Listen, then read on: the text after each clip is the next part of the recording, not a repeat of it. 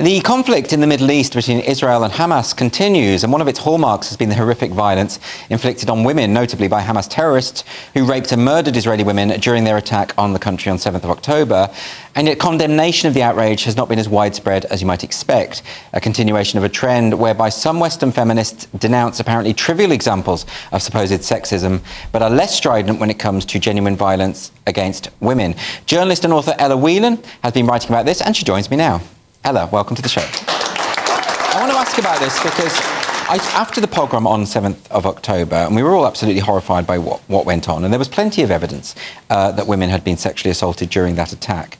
I did see a number of commentators sort of trying to fudge it, or trying to say, well, unless we've seen specific footage of that, we can't really say that that happened. What's going on there?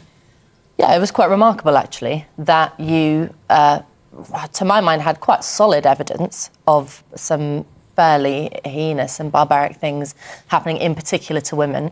And we know now that Hamas weaponised rape and, in a deliberate and targeted and methodical manner, committed acts of inhumanity to women that are unimaginable in any other situation. And that was all sort of there. Actually, there was images and footage and things like that in places if you wanted to look for it on the internet. It wasn't hard to find.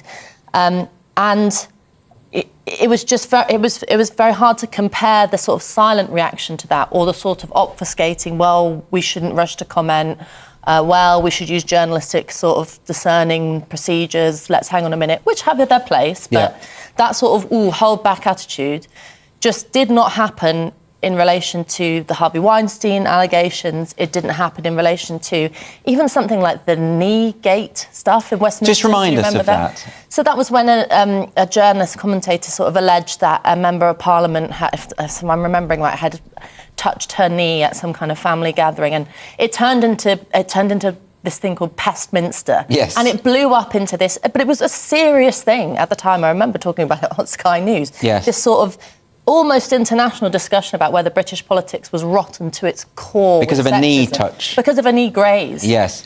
And, you know, you can kind of laugh at that, but you can also think, well, hang on a minute, that I suppose the only conclusion that a lot of Jewish women on social media have come to is the sort of Jews don't count, me too, but not if you're a Jew argument. That's very interesting, because I know you've written a lot. I've read your book, What Women Want, is that what it's called? Yeah, and I know that you've written in the past a lot about the legacy of Me Too has often been believe all complainants, anyone who makes an allegation.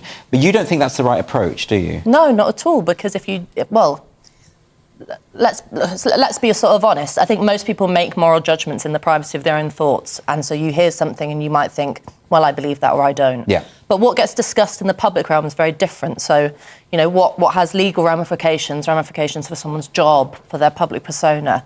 I think you should preach caution when you sort of go down the route of passing comments on that.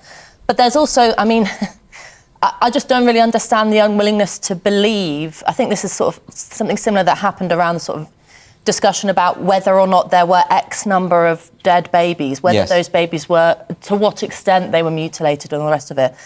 There was this practice of disbelief that didn't seem to apply in any other situation, or hadn't applied in any other situation of war. Do you have any idea why that is? I was absolutely baffled. Exactly what you say. When they're talking about how many babies have been beheaded, or how many, why should that matter? It's an atrocity. Why get bogged down in the details? Well, I think you kind of have to understand what's going on in relation to the sort of public discussion about Hamas and Israel, and the whole sort of difficult history of that conflict, and, you know, all the rest of it that people have various opinions of, and I think there should be open space for that to be debated. I don't like the idea that we just shut off all conversation about Palestinian self-determination or about what's happening in Gaza or any of that. I think that should still be open.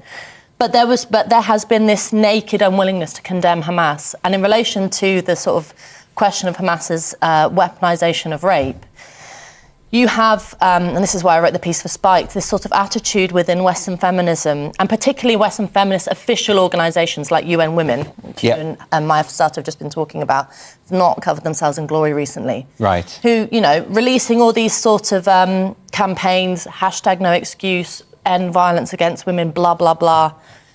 This is weeks after the 7th of October attacks, and it took them 2 months to release this. 2 months. Yes. to release a statement on Twitter in which they said, "We believe that all Israeli and all Palestinian women should be able to live in peace." And you just think, that's actually disgusting, that you think that you can get away with trying to be the head of an organisation that stands up against violence against women, and you have ignored the one of the most heinous attacks on women in sort of living history. Do you have any sense of why? I think that it's because, and this is where it becomes sort of difficult to talk about, there has been a sort of long-standing unwillingness to face the barbarity of Islamism, to talk about the kind of the sort of cultural problems in our own country of Islamist, homegrown sort of sentiment, attitudes, not just attitudes towards women, but also general kind of nihilistic sort of barbarity.